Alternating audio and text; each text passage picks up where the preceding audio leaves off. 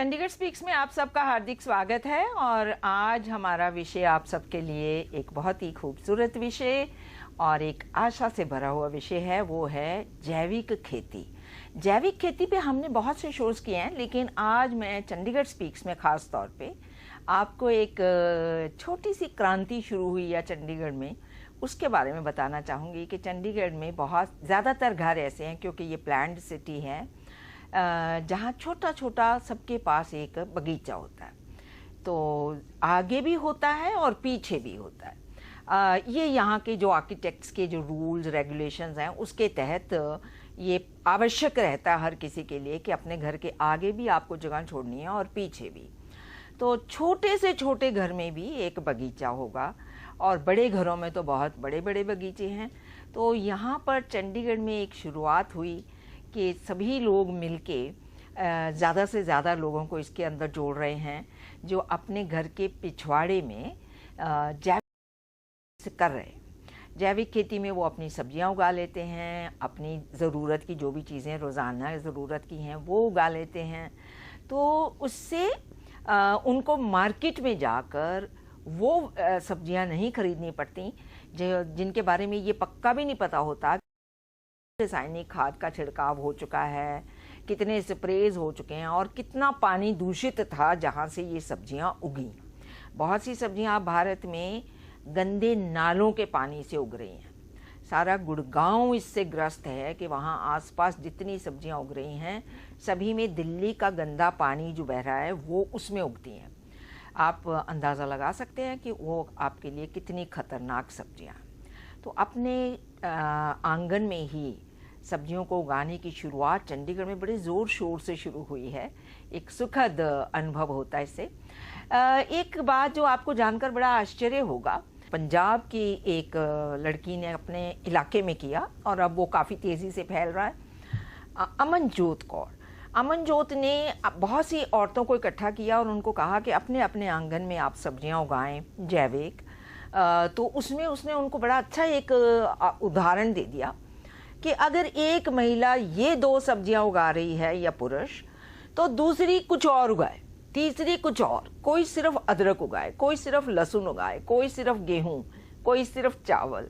तो जिसके पास जितनी ज़मीन उसके मुताबिक उन्होंने चीज़ें, और फिर इसको बार्टर सिस्टम यानी कि बंटवारा ले कि मेरी अदरक तुम ले लो, तुम्हारी सब्जी मैं ले लूँ, मेरा लहसुन तुम ले लो, तुम्हारे से घिया मैं ले लूँ। तो उससे एक आपस में सभी को एकदम शुद्ध जैविक सब्जियां मिल जाती हैं खाने को, और अन्न के बाकी भाग भी आपको मिल जाते हैं। ये करना चाहें तो हम कर सकते हैं। इसी का उदाहरण आज आपके सामने पेश करेंगे। मेरे साथ जुड़े हुए हैं ये 2 व्यक्ति ऐसे जिन्होंने इस मुहिम को चंडीगढ़ में धीरे धीरे बढ़ाने की कोशिश की है। दीपक मनचंदा हैं, दाएं हाथ बैठे हैं, और इनके साथ वरुण गिरी बैठे हैं। ये कहाँ से शुरू हुआ, इन्होंने कैसे इनके मन में ख्याल आया, और कैसे चंडीगढ़ के ये स्टूडियो में जितने लोग बैठे हैं ये चंडीगढ़ और चंडीगढ़ के आसपास के लोग हैं, कैसे इतने सारे लोग जुड़ गए हैं। अभी बहुत से और जुड़े हुए हैं जो आज नहीं आ पाए हैं। तो ये एक अच्छी शुरुआत जिसकी मैं आप सबको बहुत मुबारक देना चाहूँगी कि आपने बहुत अच्छा एक शुरुआत की है। जी, जानना चाहेंगे आप दोनों में से कि कैसे कैसे ये शुरू हुआ। आज से 1 साल पहले चंडीगढ़ में एक नेशनल कन्वेंशन की थी, 5th नेशनल कन्वेंशन हुई थी। उस पर हमने एज अ वॉलंटियर पार्टिसिपेट किया और उसके बारे में, ऑर्गेनिक के बारे में जानना शुरू किया। जी। तो खेती विरासत मिशन के जो मेन आगू हैं, हमिंदर दत्त जी, उनके हमें ये जानने का पता लगा कि जो ऑर्गेनिक है उसके बेनिफिट्स हमें क्या हैं, और जो रासायनिक है उसके क्या नुकसान है हमारे शरीर के ऊपर। जी जी जी। तो जब हम अवेयरनेस के लिए खुद पहले अवेयर हुए, डॉक्टर्स के साथ उन्होंने हमें पार्टिसिपेट किया, साइंटिस्ट के साथ हमें जानकारी कराई, उसके बाद हमने काफ़ी बुक्स के बारे में रीड आउट किया, देन हमें पता लगा कि एक्चुअल में हमारे शरीर पे कितना इफेक्ट आ रहा है। बहुत। जी वरुण, आपसे भी जानना चाहेंगे, तो आप खेती विरासत मिशन के साथ आप भी जुड़े? जी, मैं भी जुड़ा हूँ। जी, तो चंडीगढ़ में लोगों को कैसे कन्विंस किया? चंडीगढ़ में सबसे पहले तो हमें ये दिक्कत आई, क्योंकि जब हम अर्बन एरिया को देखते हैं तो, और स्पेशली ट्राई सिटी को देखते हैं, यहाँ स्पेस बड़ी लिमिटेड है, फ्लैट सिस्टम है। जब हम लोगों को कन्विंस करते थे, बहुत लोग चाहते थे हम उगाएं, लेकिन उनसे पहले ही संशय ये होती थी कि हमारे पास जगह नहीं है, फ्लैट में कैसे करें, बालकोनी में कैसे करेंगे। तो उसके लिए हमने उनको बताना शुरू किया कि आप कैसे पॉट्स यूज कर सकते हैं, गमलों में जो डेकोरेशन के लिए हम फूल लगाते हैं, हाँ। उसमें हम सब्जी उगा सकते हैं अपने कंज्यूम। सब्जी फूल से ज्यादा जरूरी है। अगर आपके पास फ्लैट है तो फ्लैट में फूल मत उगाइए, आप सब्जी उगाइए, इससे आपकी सेहत पूर्णतया जुड़ी हुई है। जी बहुत अच्छे, हम आपके अनुभव भी लेना चाहेंगे। आप में से कौन हैं जो खेती कर रहे हैं अपनी और कैसे कर रहे हैं? हाँ जी शेर सिंह जी। सत श्री अकाल जी। हाँ जी सत श्री अकाल। मैं धनास चंडीगढ़ तो रहना वाला जी। अच्छा जी। 10 मरले की कोठी मेरे को। अच्छा जी। ते मेरे पिछे इन्नी जगह खाली पई सरकार दी। अच्छा सरकार जिहदे मैं फायदा लैंदा। अच्छा अच्छा। ते उहदे च मैं बहुत किस्म, मेरे को 3 किस्म दा एलोवेरा है। अच्छा अच्छा। यहाँ पर किसी को मान नहीं। हाँ जी। दूसरा मैं चंडीगढ़ के ਜਿਹੜੇ ਨੈਚੁਰਲ ਪੈਂਥੀ ਆ, हाँ जी, ਜੋ ਪੇੜ ਖੜੇ ਆ, हाँ जी, ਉਹਨਾਂ ਦਾ ਸਮਾਨ ਤਿਆਰ ਕਰਦਾ। अच्छा जी। ਇਹਦੇ 'ਚ ਨਾ ਕੋਈ ਸਪਰੇ ਆ, ਨਾ ਕੋਈ ਦਵਾਈ ਆ, ਨਾ ਕੋਈ ਜੈਵ ਹੋ। हाँ। ਜਿਵੇਂ ਜਾਮਨ ਆ, हाँ जी। ਇਹਦੇ 'ਚ ਕੋਈ ਸਪਰੇ ਨਹੀਂ ਕਰਨ ਜਾਂਦਾ, हाँ ਨਾ जी, ਕੁਝ ਕਰਨ ਜਾਂਦਾ जी।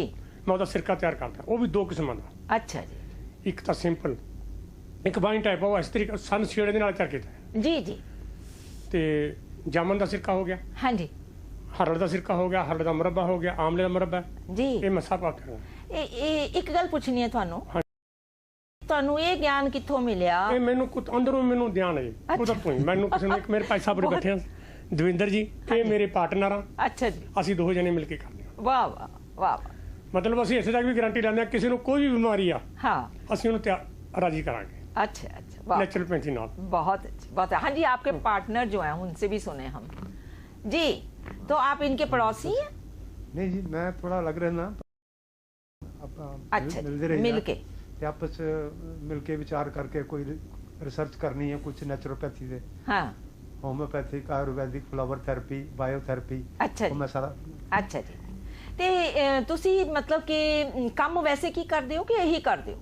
नहीं, हुन ते आफ्टर रिटायरमेंट दे ऐसे काम चाहिए। अच्छा, तुसी रिटायर हो गए? हाँ जी। की खाने हो? लगता ही नहीं, पता नहीं लग रहा। ये जैविक खेती का कमाल लग रहा है मुझे कि कोई अंदाजा नहीं लगा सकता कि आप रिटायर हो गए हैं। जैविक खेती का कमाल है। तो कैसे है बताओ वरुण? नहीं, ऐसा है कि जो अलग अलग तरह के बाहर पेस्टिसाइड का छिड़काव होता है या अलग तरह के जो उनको इंजेक्शंस दिए जाते हैं दवाइयों को, या फिर जैसे आपने स्टार्टिंग में बताया कि गंदे नाले का पानी दिया जाता है, वो भी बड़ा पोल्यूटेड पानी होता है। वो अल्टीमेटली जब हमारी बॉडी में जाता है, हम उसको सब्जी के तौर पे या दालों किसी भी तरह कंज्यूम करते हैं। बड़ी खूबसूरत सब्जी होती है जी। आप देख के बिल्कुल अंदाज नहीं लगा सकते कि ये नाले में के पानी से बनी है जी। लेकिन ये सच है। और मैं इनके जो बाल इतने काले हैं उसका रहस्य मैं बता सकती हूँ कि आपने कभी शैम्पू इस्तेमाल नहीं किया होगा। आप हमेशा आंवला और शिकाकाई ऐसी सी चीज़ों को इस्तेमाल करते होंगे। क्यों जी? सरदार जी आपसे पूछ रही हूँ। रविंदर जी। हाँ, देखिए वो बता रहे हैं कि आज बहुत शैम्पूस की मैं होममेड रेमेडीज अब बरतना। हाँ जी। ये जो नौजवान बच्चे यहाँ बैठे हैं, मैं आपसे जानना चाहूंगी कि आप कौन सा शैम्पू इस्तेमाल करते हैं? इनको माइक दें। हाँ जी, आप कौन सा शैम्पू इस्तेमाल करती? कोई बात नहीं, मैं भी इस्तेमाल करती थी पर मैंने छोड़ दिया। ट्रेसेमे। अच्छा, आप? डव। आप? ट्रेसेमे। देखिए, अब नौजवान बच्चियां हैं, आप इसलिए करती हैं क्योंकि आपको विज्ञापन में बहुत बढ़ा चढ़ा के वो बोलते हैं कि इससे अच्छी चीज कोई नहीं, यही बोलते हैं वो।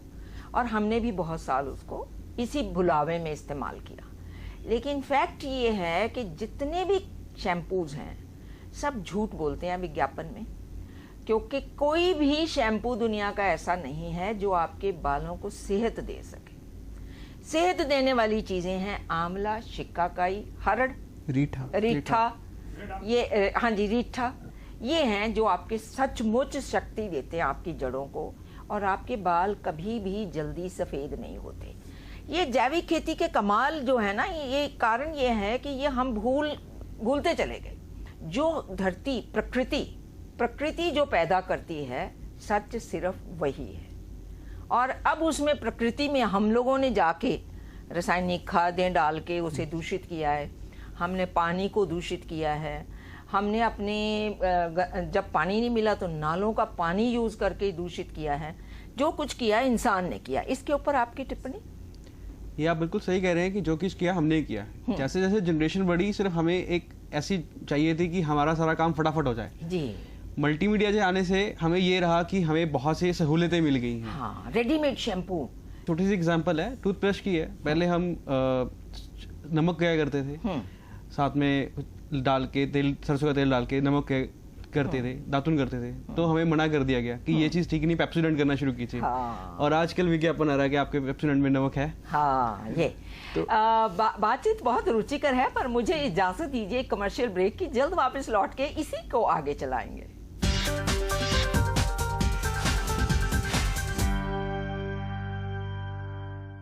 ब्रेक के बाद स्वागत है आपका चंडीगढ़ स्पीक्स में। चर्चा को आगे बढ़ाते हैं जी। अपना कोई अनुभव और हमसे साझा करें, कोई या प्रश्न हो तो प्रश्न जी आप ले लें माइक। जैसे मेरे पास बहुत छोटी सी जगह है, तो उसमें क्या क्या उगाया जा सकता है? अभी जो सीजन आने वाला है उसमें क्या 5-6 सब्जियां उग सकती हैं? हाँ। क्या क्या उग सकता है वो थोड़ा सा बताएं। बिल्कुल उग सकती हैं, पर खैर ये लोग आपको ज्यादा अच्छा बता पाएंगे। जी वरुण। इसमें थोड़ी सी प्लानिंग इन्वॉल्व होती है। किस तरह की ज़मीन है, उसको कैसे प्रिपेयर करना है। 10 फुट बाय 10 फुट की, तो उसमें क्या क्या कितना उग सकता है? क्या एक सीज़न के लिए, एक मेरा परिवार जैसे 5 लोगों का है, क्या इसमें कुछ ऐसा उग सकता है जो जी बिल्कुल बिल्कुल इजीली एक फैमिली की जितनी रिक्वायरमेंट है उसमें हर चीज हम सीजनल हर चीज उसमें उगा सकते हैं।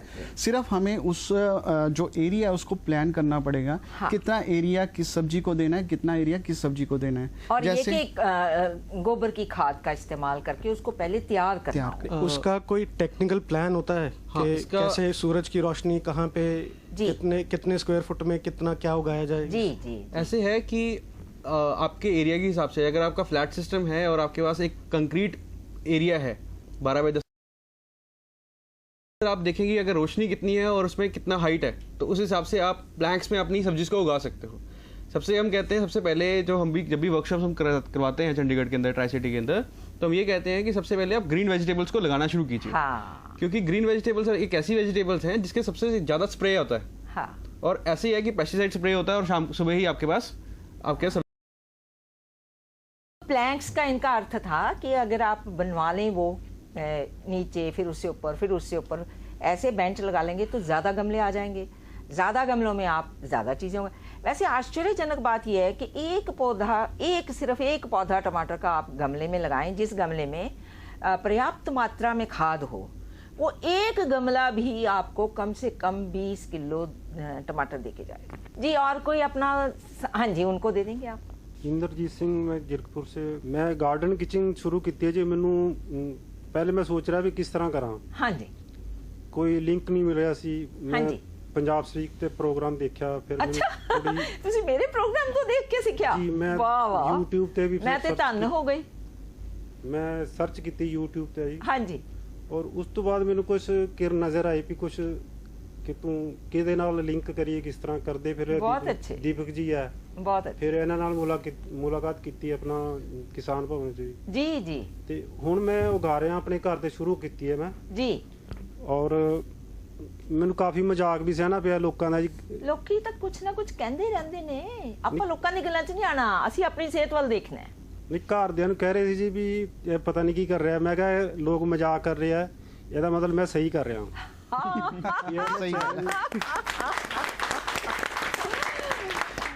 ये बात बहुत बढ़िया है कि जब लोग मजाक उड़ा रहे हों तो आप निश्चिंत हो जाएं कि आप सही रास्ते पे हैं। बहुत अच्छे, बहुत अच्छे। तो एक चैलेंज है जी, मेनू चैलेंज है भी मैं मेरे माइंड 'ਚ मैं उन्होंने करके दिखाना है जी। और जो मैं करके दिखावांगा फिर मैं होर लोकां नूं नाल जोड़ सकदा जी। बहुत अच्छे। ਤੇ ਤੁਹਾਡੇ ਆਪਣੇ ਘਰ ਜੋਗੀ ਸਬਜ਼ੀ ਉੱਥੇ ਉੱਗ ਜਾਂਦੀ ਹੈ? ਨਹੀਂ, ਹਜੇ ਸ਼ੁਰੂ ਕੀਤੀ, ਉਹ ਉੱਗ ਰਹੀ ਹੈ ਜੀ। ਹਾਂ। ਤੇ ਘਰ ਜੋਗੀ ਜੀ ਮੈਂ ਤੇ ਕਹਿ ਰਿਹਾ ਕਿ ਮੈਂ ਸਾਰੇ ਪੜੋਸੀਆਂ ਜਿਹੜੇ ਮਜ਼ਾਕ ਕਰਦੇ ਸਾਰਿਆਂ ਨੂੰ ਉਹਨਾਂ ਨੂੰ ਰਜਾ ਕੇ ਇੱਕ ਵਾਰੀ ਉਹਨਾਂ ਨੂੰ ਵੀ ਖਵਾਓਗੇ। बहुत अच्छे। उन्होंने जरूर खाऊंगा। वेरी नाइस जी। एक बार फिर आपसे जानना चाहेंगे, एक तो हो गया ना कि जहाँ छोटी जगह है वहाँ क्या करें। अब चंडीगढ़ में तो कई लोग बैक यार्ड में बड़े अच्छे, एक कनाल के घर में काफ़ी जगह होती है, तो 2 कनाल में दुगनी होती है, तो वहाँ पे कोई लोग जुड़े हैं आपके साथ? हाँ जी, काफ़ी लोग जुड़े हैं वहाँ पे, जिनके बड़ी कोठियाँ जगह हैं, 1 कनाल 2 कनाल जैसे चंडीगढ़ में है। तो उनके लॉन हमने तैयार करवाए हैं जी। हमने पूरी उनको ट्रेनिंग दी है और वो खुद इन्वॉल्व होके उन्होंने इसमें अपना योगदान दिया है, क्योंकि उनमें एक अंदर से चाहत थी कि हमने घर में सब्जी उगानी है और बिना पेस्टिसाइड के हमने इसके ऊपर काम करना है। तो उसके ऊपर काफ़ी लोग जुड़े हुए हैं हमारे साथ चंडीगढ़ में, ट्राई सिटी। तो चंडीगढ़ का एक उदाहरण हो सकता है जो बाकी के लोग भी उसका अनुसरण कर सकते हैं। जी, आपका कोई चंडीगढ़ का विशेष उदाहरण? सेक्टर 27 में एक घर है जो कि 2 कनाल के अंदर बना हुआ है। उनके घर में भी बहुत रहता था कि भी वो खुद प्रोफेसर थे, टाइम नहीं रहता था, कुछ नहीं रहता था, बट अब वो है कि वो सुबह जल्दी उठते हैं, अर्ली मॉर्निंग, अपने बगीचे को खुद तैयार करते हैं, देखते हैं। उन्होंने माली भी हटा दिया और खुद अपने पूरे बगीचे को, 2 कनाल की कोठी है तो आप समझ सकते हो कितना एरिया होगा, वो पूरी बगीचे को खुद हैंडल कर रहे हैं। अच्छा। और ऐसे ही पंचकुला में है एक, उनके पास भी 1 कनाल की कोठी है, वहां पे भी उन्होंने यही काम किया। उन्होंने पूरे इवन ना तो सब्जियां अकेले ही नहीं, फ्रूट्स भी लगाए वहां पे। अच्छा, और ये भी एक बात सच है कि अगर आप अपने गार्डनिंग करते हो, अपनी सब्जियां उगा रहे हैं, खुरपे का इस्तेमाल कर रहे हैं, कस्सी का इस्तेमाल कर रहे हैं और लगे हुए हैं काम में, तो इससे बढ़िया मेडिटेशन कोई नहीं हो सकती। ये मेडिटेशन है। और एक दूसरा कि जो जब पौधा अंकुरित होता, जब आपने लगाया तो जब वो धीरे से बढ़ गया और फिर उसमें कुछ आना शुरू हुआ, तो ये किसी को जन्म देने के समान है। तो उसमें जो संतुष्टि है वो भी आपको एक बड़ा ही अनोखा कि जो दर्शक हमारे इस प्रोग्राम को देख रहे हैं कि वो इस अनुभव से अपने आप को वंचित ना रखें और ज़रूर इस अनुभव को करने की कोशिश करें और अपने आस पड़ोस बाहर की जगह साफ करके आप वहाँ भी सब्जियां लगा सकते हैं। आप ये भी है एक सेक्टर 2 पंचकुला के अंदर है, उन्होंने अपने टेरेस पे पूरा का पूरा गार्डन डेवलप किया हुआ है, पूरी छत के ऊपर। ना केवल वो अपनी सब्जियां, फ्लोरिकल्चर, सारा कुछ वहीं से ले रहे हैं और उन्होंने गमले भी नहीं यूज किए हुए। जो भी कोई भी जैसे टंकी पड़ी वो खराब होगी, उसको यूटिलाइज किया उन्होंने। ऐसे ही कोई हर चीजों को यूटिलाइज करके उन्होंने अपनी पूरी वहां पे बगीची तैयार कराई है। इवन जैसे आप कह रहे थे कि बहुत संतुष्टि मिलती है, ऐसा ही है कि वो जब अपनी वेजिटेबल उनके वहां पे उगती है तो उनको तोड़ते वक्त उनको बहुत दर्द होता है कि भी मैं नहीं अपनी वेजिटेबल निकाल सकता। अच्छा। तो लेकिन मुझे लगता है कि जो सब्जियां हैं जब आप उनको पका के अपने बच्चों को और खुद के परिवार के लोगों को खिलाते हैं तो आपको पता होता है कि हम उनको शुद्ध भोजन दे रहे हैं। ये जी, कोई और अनुभव? जी, मैं ऐड करांगा कि चंडीगढ़ एडमिनिस्ट्रेशन एक बहुत स्पोर्टिव मूड आई है, रोल चाहिए। ਅਸੀਂ एज अ वॉलंटियर्स बहुत ਉਹਨਾਂ ਕੋਲ ਗਏ ਤੇ ਉਹਨੇ ਕਿਹਾ कि सानू एक प्लेटफॉर्म प्रोवाइड किया जाए कि जहाँ पे हम वर्कशॉप का अटेंड कर सकते हैं या कैसे है। तो Chandigarh administration, Chandigarh municipal corporation ने हम वर्कशॉप्स करने के लिए हमें कहा है कि आप हमारे साथ वर्कशॉप कीजिए। रेजिडेंट वेलफेयर एसोसिएशंस को हम इन्वॉल्व करते हैं बीच में। Even chief conservator of forest Chandigarh, उन्होंने संतोष कुमार जी IFS, उन्होंने भी हमें कहा है कि आप आइए और एज अ यूथ लाइक हमारे साथ खेती विकास मिशन के साथ यहाँ पे इनेक्टस HD कॉलेज के स्टूडेंट्स हैं जो कि हमारे साथ वॉलंटियर कर रहे हैं। हाँ जी, जो इनेक्टस से हैं जरा हाथ खड़े करें। ये एक अपने आप में बहुत ही खूबसूरत शुरुआत है। मैं आपको मुबारकबाद देना चाहूंगी कि ये वो विद्यार्थी हैं, नौजवान विद्यार्थी, जो अपनी पढ़ाई के साथ साथ लोगों को उजागर करने के लिए कि कैसे आपको जैविक खेती में करनी चाहिए और इसके क्या फ़ायदे हैं, ये इसका एक अलग से ये अपना वॉलंटियर वर्क करते हैं, जो अपने आप में बहुत बढ़िया, बहुत बढ़िया।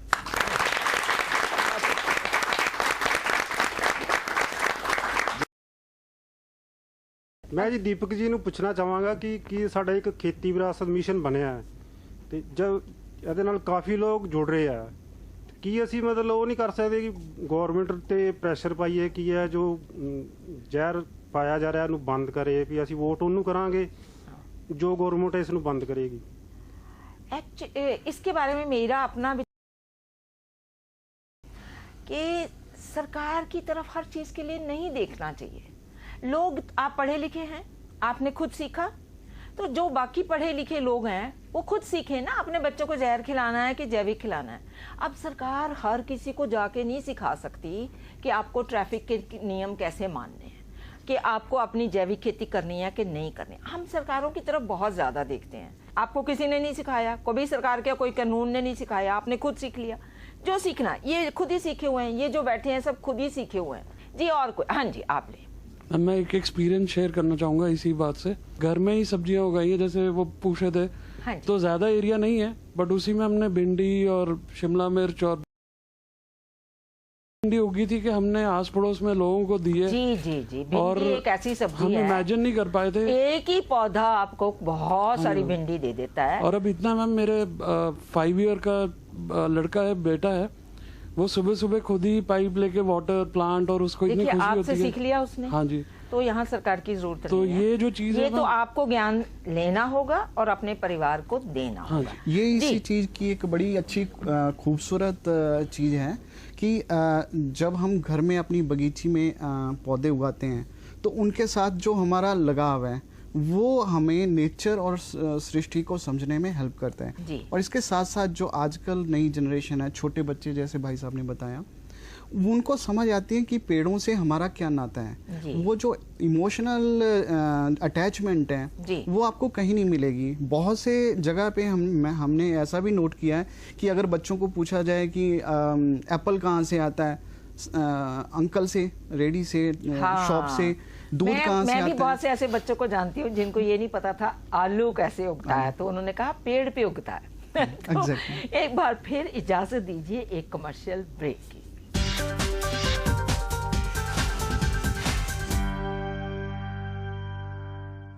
ब्रेक के बाद एक बार फिर स्वागत है आपका चंडीगढ़ स्पीक्स में। बातचीत कर रहे हैं जैविक खेती अपने आंगन में, इसके ऊपर। जी, आप कुछ कहना चाह रहे थे।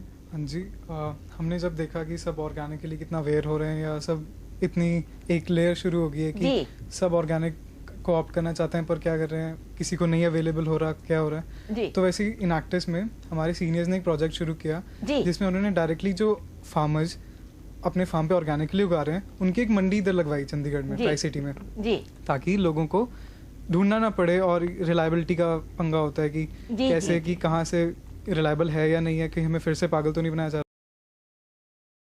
रहा। कि लोग आगे आ रहे हैं, लोगों का रिस्पांस बहुत अच्छा था ऑर्गेनिक वेजिटेबल्स को देख के।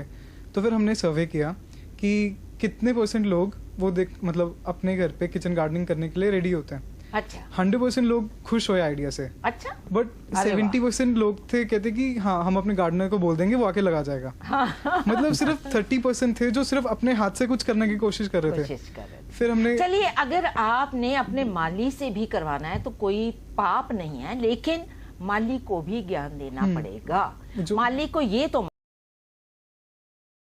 पौधा कैसे लगाना है, लेकिन पौधा कौन सा हो। जैविक में पौधा भी जैविक चाहिए। अगर आपने कोई ऐसा पौधा ला के लगा दिया जो गंदे नाले के पानी से पौध तैयार हुई हो तो वो बीमार पौधा होगा और बीमार ही आपको सब्जी देगा। तो ये ज्ञान आप अपने माली को दे सकते हैं। एक वर्कशॉप भी रखी थी जिसमें हमें पता चला कि कैसे पौधा उगते हैं ऑर्गेनिकली, सीड्स कौन से होते हैं, ओपन पॉलिनेटेड कैसे होते हैं। ये है कि आपको ऑर्गेनिक जैविक जो है बीज भी वैसे से तैयार करने हो। बहुत अच्छी आपकी पहल, बहुत बढ़िया। ये हमने फिर कुछ गार्डनर्स ढूंढे जो मतलब हमारे साथ जुड़ने के लिए तैयार होंगे। फिर हमने उनको ट्रेन करने के लिए उनकी वर्कशॉप्स रखी। फिर हमने एक चेन बनाई कि अब हम ना KVM से, हमने KVM जो NGO है, खेती विरासत मिशन, हमने उनसे सैपलिंग्स वगैरह के लिए और उनसे सीड हमें कि आप हमें अगर ऑथेंटिक सीड्स प्रोवाइड कर दो। आप कौन सी क्लास के विद्यार्थी हैं? BA second year. BA second year. Cigarette पीते हैं? नहीं। ट्रैफिक के रूल तोड़ते हैं? मैं ड्राइव ही नहीं करता। ड्राइव ही नहीं करते। ऐसा क्यों? ये नौजवान व्यक्ति है, लेकिन ना ये सिगरेट पीता है। शराब पीते हैं? नहीं। ना ये सिगरेट पीता है, ना ये शराब पीता है, ना ये ट्रैफिक के नियम तोड़ता है। बताएगा क्यों? नेचर से जुड़ जाता है ना, तो फिर वो नेचर मतलब सारे रूल्स मानता है। मैं भी ऐसे ही हूँ, मैं भी ऐसे करता हूँ। अगर नेचर से अगर थोड़ी होती है ना, अगर मतलब जुड़े ये इसलिए हो रहा है कि आपने बिल्कुल सही जवाब दिया कि जब ये बताया ना कि जैविक खेती खाने से आपकी सेहत ठीक रहेगी, तो आप सिगरेट को हाथ लगाने के बारे में सोचेंगे भी नहीं, क्योंकि आपको पता है कि सिगरेट आपका पूरी तरह से ध्वस्त करेगी आपको। तो नियम ना तोड़ने की बात, क्योंकि अनुशासन प्रिय हो गए। खुद खेती करना, खुद सुबह उठना, खुद देखना, शाम को देखना और इसी बारे में सोचना, तो आप गलत कामों के बारे में बहुत कम सोचेंगे। इसमें ऐसा भी है कि जिस हिसाब से हम अपनी सोच डेवलप करते हैं और जिस साइड में हम हमारे विचार जाते हैं, हमारी सराउंडिंग में भी वैसे ही वातावरण क्रिएट होता है। देखिए, जब आप एक पौधों को सींचने में लगे हैं, पौधों को बढ़ाने में लगे हैं, उसमें से कुछ पैदा करने में लगे हैं, तो आप तो एकदम क्रिएटिव हो गए। क्रिएटिव और सृष्टि को आप बढ़ावा दे रहे हैं, आप उसको बढ़ा रहे हैं। जी जी, बहुत बढ़िया। और कोई विद्यार्थी कुछ कहेंगे? ऑर्गेनिक जो अब शब्द है वो काफ़ी पॉल्यूट हो चुका है। लोग सोचते हैं ऑर्गेनिक, हर्बल, नेचुरली काफ़ी सारे शब्द आ चुके हैं, तो उनमें पहचान करने में मुश्किल पड़ जाती है कि कौन सी चीज़ रियल है, कौन सी अनरियल है। तो हाँ, इसका एक शब्द वहाँ लिखा है या नहीं, लेकिन अब उसमें भी सर्टिफाइड में भी कई लोग ऐसे होते हैं कि झूठा सर्टिफाइड लिख देते हैं। तो उसका फिर एक आपका जो कंज्यूमर है, जो जिसने वो चीज़ खरीदनी है, वो जागरूक चाहिए कि आप उसको काउंटर चेक कर सकते हैं कि क्या ये कहाँ से सर्टिफाइड हुआ है और कब वहाँ पे वो जो सर्टिफाई करने वाली संस्था है उसका अपना स्तर कैसा। जी, मैं आपसे जानना चाहूँगी कि ऐसा लग रहा है कि लोगों को इसके बारे में काफ़ी जैविक खेती का महत्व जो है समझ आ रहा है, लेकिन अभी तक पूरे व्यक्ति इससे नहीं जुड़े हैं। आज भी लोग कहते हैं जी सारी दुनिया खा रही है, क्या फ़र्क पड़ता है। आज अफसोस ये है कि इसका पता जब तक आप लोग को लगेगा तब तक बहुत देर हो चुकी होगी। इसके ऊपर मैं टिप्पणी चाहती हूँ। ऐसे है कि सब करना चाहते हैं और फिर जब करने की बात आती है तो कहते हैं कि समय नहीं है। आज का जो सबसे महत्व है वो है समय। समय नहीं है, समय चाहिए किस लिए? पैसा कमाने के लिए।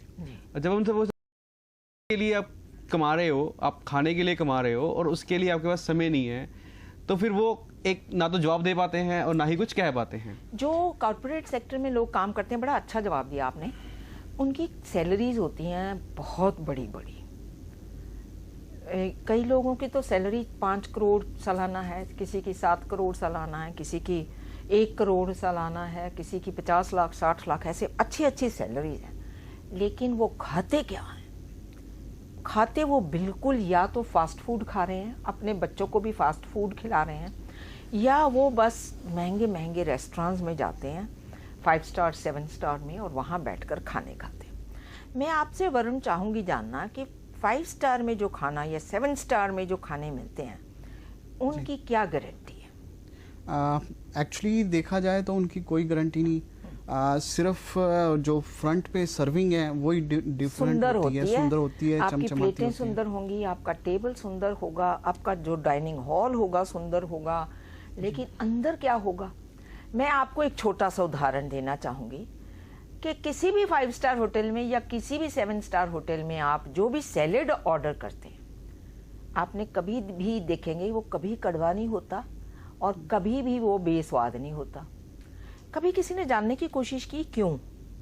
क्योंकि उसको शुगर में डिप करा होता है। शुगर का, चीनी का घोल तैयार करके सब चीज़ों को उसमें डाल के फिर उसको फ्रिज में रखा जाता है, मतलब रेफ्रिजरेटर में। तो उससे क्या होता है, वो शुगर और मीठा पानी वो क्रिस्टलाइज हो जाता है।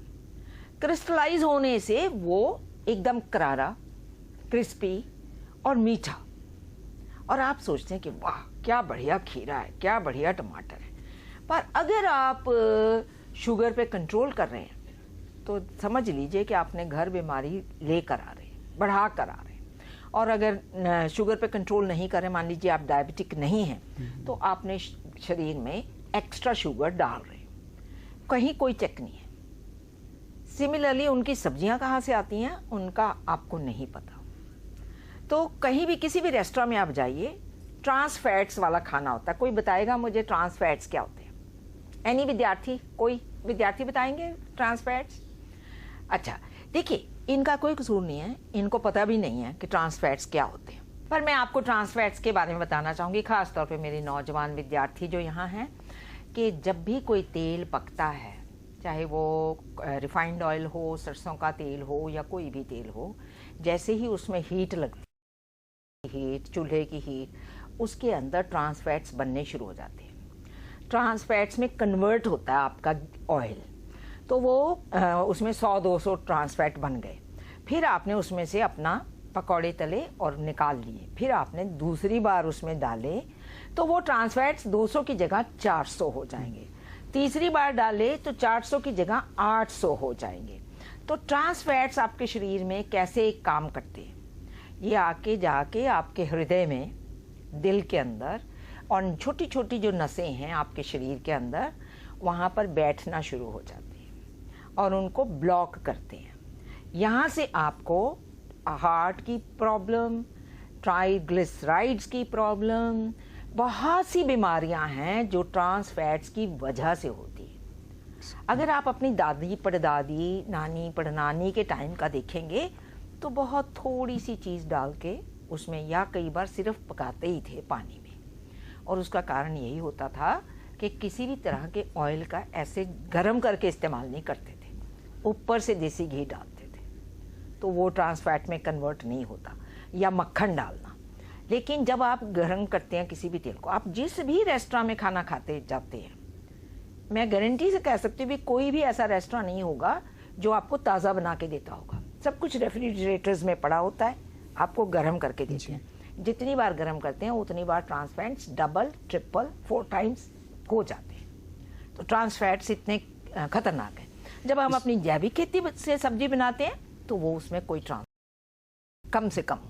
इसके ऊपर कुछ इसमें 2 चीज़ें हम बताते हैं। जब भी हमारी वर्कशॉप होती है तो हम सभी को ये बताते हैं कि आप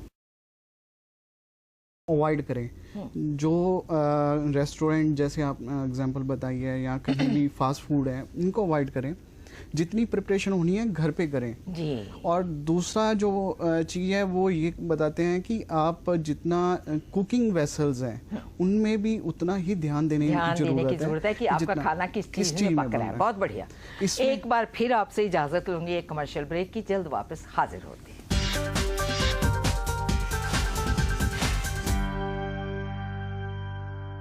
ब्रेक के बाद एक बार फिर स्वागत है आपका चंडीगढ़ स्पीक्स में। यहाँ बातचीत वरुण कर रहे थे कि कौन से बर्तनों में खाना बनाया जाए। ये बहुत ज़रूरी है आपके लिए सुनना, क्योंकि ज़्यादातर मार्केट में जब हम जाते हैं तो हम कहते हैं कि अरे ये फ्राई पैन तो 50 रुपये का, ये 200 का, ये 500 का, तो हमारा दिमाग ख़राब है जो 500 का खरीदेंगे। पर सच ये है कि जो 50 रुपये का आपको मिल रहा है हल्का है, सस्ता है, लेकिन घटिया है। असल में कौन सा फ्राई पैन आपको इस्तेमाल करना चाहिए, किस मटेरियल का, उसका मेटल कौन सा होना चाहिए, ये आपको जानना बहुत ज़रूरी है कि आपका खाना किस में पक रहा है। पहले तो एल्युमिनियम को बिल्कुल घर से उठा के बाहर फेंक दें। एल्युमिनियम में कहीं कोई खाना नहीं पकना चाहिए। एल्युमिनियम की कढ़ाई, एल्युमिनियम का पैन, एल्युमिनियम का कुछ भी बर्तन है तो वो गलत है। दूसरी बात है कि लोहे के बर्तन जो बहुत बढ़िया रहते हैं, लेकिन इसकी ज़्यादा डिटेल आपको वरुण बताएंगे। इसके अलावा पत्थर के बर्तन मणिपुर में बहुत ज़्यादा बनते हैं, और लेकिन हमारे यहाँ इतने प्रसिद्ध नहीं हैं। यहाँ कहीं शायद मार्केट में इक्का दुक्का कोई देखने को आपको मिले, पर पत्थर के बर्तन सबसे बढ़िया रहते हैं। उसके अलावा कई मेटल्स हैं जिनमें आप खाना बना सकते हैं। जी वरुण। कुकिंग के ऐसे है कि सबसे ज़्यादा बढ़िया मेटल माना जाता है वो कांसा है। कांसे में कुकिंग जो है, अगर हम थोड़ा सा साइड में ध्यान दें तो हमने लंगर खाया होगा, जब हम देखते हैं कि लंगर की दाल और घर की दाल में काफ़ी फ़र्क होता है। कांसे के साथ पीतल आ जाते हैं, और जो रोज़मर्रा की जरूरत कर सकते हैं, जो हमने ट्राई सिटी में भी शुरू किया है, वो है मिट्टी के बर्तन। तो अब आजकल मिलने लगे और देखने में भी बड़े सुंदर हैं, और मिट्टी के बर्तन बहुत बढ़िया रहते हैं। उसमें अगर मिट्टी की चाटी में हमने बहुत कोशिश की, जैसे लोगों को जैसे इसका पता चला और उन्होंने फर्स्ट बना के देखा, और उनका खुद का एक्सपीरियंस ऐसा था कि इसकी मतलब उनको तड़का लगाने की भी जरूरत नहीं पड़ती, और वो भी उसका टेस्ट दाल का बहुत बढ़िया रहता है। एक बात और मैं कहना चाहूँगी कि आपको स्वाद अपने दोबारा से बनाने पड़ेंगे। आपकी जीभ है जो, उसको आपने कहा कि बर्गर बहुत स्वाद है, तो आपको बर्गर बड़ा अच्छा लगता है, पिज़्ज़ा बड़ा अच्छा लगता है, आपको फ्रेंच फ्राइज़ बड़ी अच्छी लगती हैं, लेकिन सभी चीज़ें आपके शरीर के अंदरूनी हिस्सों को नष्ट करने के लिए काफ़ी है। तो अगर आप चाहें कि नहीं मुझे तो घिया की सब्ज़ी ही खानी है और घर में उगाई घिया खानी है, तो 1 बार 2 बार 3 बार बार बार अपनी जिह्वा को खिलाकर तैयार करना होगा कि वो घिया की सब्जी को प्रशंसा कर सके। आपकी जीभ जो है ये भी प्रशंसा कर सकती है अच्छे भोजन को, अगर आप उसको बार बार खिला के सिखाएंगे। जीवा को भी बच्चे की तरह सिखाना। मैं एक ऐड करूंगा कि जैसे हमने ऑर्गेनिक फार्मा मार्केट्स लगानी शुरू करी हैं, तो जो कंज्यूमर्स हमारे पास लेके जाते हैं, तो एक कंज्यूमर थे, वो ऐसे कई कंज्यूमर्स के एग्जांपल्स है, मैं एक ही लेता हूँ। उन्होंने बोला कि मैं बैंगन कभी नहीं खाता, तो उन्होंने आज बैंगन आए हुए हैं तो आप लेके जाके पका के देखिए। तो अब वो कहते हैं कि मेरे को ऐसा टेस्ट लगा कि जब मैंने कभी बाजार से बैंगन नहीं खाए थे और मैं बैंगन खाने लगा। ये बिल्कुल बात सही है। जैविक बैंगन का स्वाद बिल्कुल अनोखा है, और मार्केट में बिकने वाला बैंगन जो है उसके अंदर इतने रासायनिक पदार्थ आ चुके हैं कि वो खाते हो तो आपको स्वाद लगता ही नहीं है और आप कहते छोड़ो, हमें खाना नहीं। सिमिलरली जो दालें हैं, जो हमारे देसी बीजों की दालें, बीज भी अलग अलग होते हैं, जैसा मैंने आपसे शुरू में बताया कि देसी बीज, हाइब्रिड बीज और ये तीसरे जेनेटिकली मॉडिफाइड बीज, 3 तरह के बीज होंगे हर चीज़ के, हर दाल के, हर सब्जी के, गेहूं के, हर चीज़ के। आप देसी बीज वो हैं जो भारत की धरती में सदियों से जो चीज़ें उग रही थी, वो यहाँ की धरती, हमारा ट्रॉपिकल कंट्री है, तो उसमें जो धरती में हमारी में नेचुरल चीज़ें हैं वो उससे बने थे। आप उसकी दाल बना लीजिए, साथ हाइब्रिड बना लीजिए, साथ जेनेटिकली मॉडिफाइड बना लीजिए, फिर तीनों का 1-1 चम्मच लेकर देखिए। अगर आप बाकी की 2 दालें उठा के डस्टबिन में ना गिरा दें पक्का गिराएंगे आप, क्योंकि देसी बीज जो है उसमें जो मिठास और जो बढ़िया देसी दाल, देसी बीज की दाल, कोई 10, 20, 30 उसको कुकर में इतनी देर नहीं रखना पड़ता, एकदम गलती है और एकदम घुलती है। इसमें मैं एक चीज़ और ऐड करना चाहूँगा जो सबसे खतरनाक है और हमारे सभी घरों में किचन में पाई जाती है, वो है प्रेशर कुकर। जैसे अभी आपने बताया, प्रेशर कुकर हम समय बचाने के लिए यूज़ करते हैं, और इसमें होता है क्या है कि नीचे से हीट, ऊपर से स्टीम की प्रेशर, और जो दाल होती है वो पकती नहीं है, वो सिर्फ गल जाती है, उसकी सॉफ्टनेस हो जाती है। तो जो हमें नष्ट भी होती है, नष्ट होते हैं उसके कंटेंट्स, जो हमें उसको डिसॉल्व होने के बाद न्यूट्रिएंट्स जो हमें मिलने थे वो नहीं मिल पाते। इसीलिए हम जब भी इस तरह की कुकर की सब्जियां, दाल खाएंगे तो हमारी बॉडी को जो पर्याप्त जो न्यूट्रिशन चाहिए वो नहीं मिलता। आपको आश्चर्य होगा, अमेरिका में एक राज्य है जिसका नाम है इंडियाना। तो इंडियाना एक ऐसा राज्य है, वहाँ पर आज भी लोग, वहाँ पे एक रेस है, एक ही प्रकार के लोग ज़्यादातर रहते हैं वहाँ पर। वो कुछ भी विज्ञान के किसी भी आविष्कार को नहीं मानते, उसका प्रयोग ही नहीं करते। वो अपने घरों में कोई इलेक्ट्रिसिटी इस्तेमाल नहीं करते। वो जो भी चीज़ें विज्ञान ने खोज की हैं, कि मसलन गाड़ी, किसी गाड़ी पे बग्घी पे चलते हैं, और खाने जो ओरिजिनल उगते हैं वही खाते हैं। हालांकि वो थोड़ा एक एक्सट्रीम एग्जाम्पल है, लेकिन सच्चाई ये है कि हमारी भोजन कम से कम वही खाना चाहिए जो सदियों से भारत में उग रहा था, उसी को वापस लाना होगा।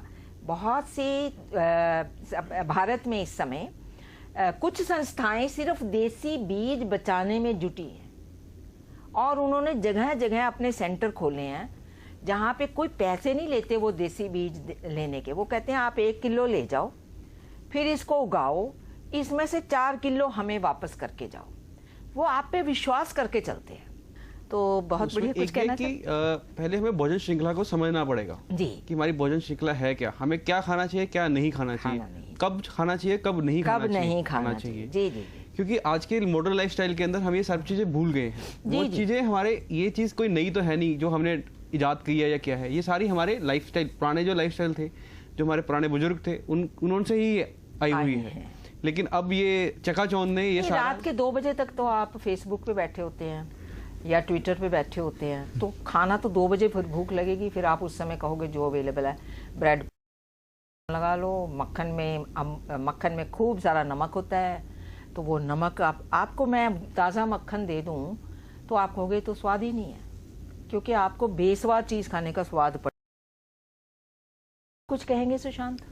हाँ जी मैडम। मैं कुछ कहना चाहती हूँ। मैं मोगा से हूँ, कोलिया कला, और हमारे घर के पीछे हमने बगीची लगाई हुई है, उसमें जो चीकू लगे हैं, फ्रूट भी लगाए हैं, जो चीकू है उनका टेस्ट मार्केट के चीकू से बिल्कुल अलग है। हाँ, और इतने वो टेस्टी है ना, हम उसको तोड़कर और नहीं लाए, नेक्स्ट टाइम जरूर लेके आऊंगी।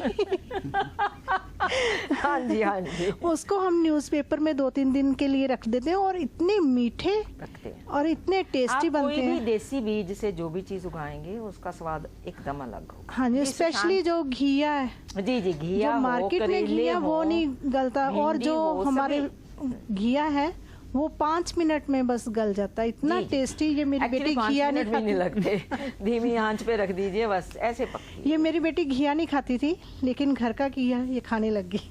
ये तो कह रही थी मैं ओकरा ही खाती हूँ सिर्फ। जी, आप सुशांत को दे दें माइक। 2 साल पहले लाइफस्टाइल कुछ और थी जी।